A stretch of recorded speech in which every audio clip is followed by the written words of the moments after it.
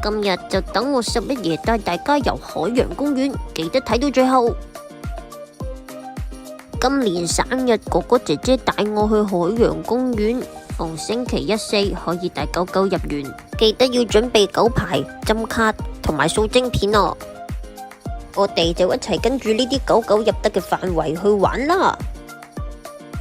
入到嚟就見到有小朋友買氫氣球，我先得5歲，都係小朋友，我都有氣球。喺入口入嚟係夢幻水都，有好大個水池，每日定時都會有水花匯演，喺夜晚嘅7:09更加有光影匯演，期間配合強勁嘅音樂。海洋奇觀係大型嘅水族館，之前可以開放俾狗狗入，不過而家呢就唔可以啦，只係能夠喺度影個相。11個頭熱到可以煎蛋啊！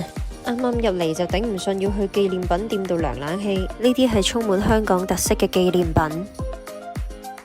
呢本練習簿我以前都有用過。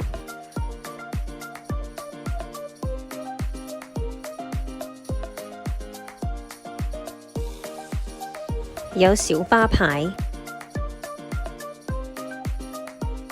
揾到柴犬扣針，仲有海洋動物造型嘅公仔。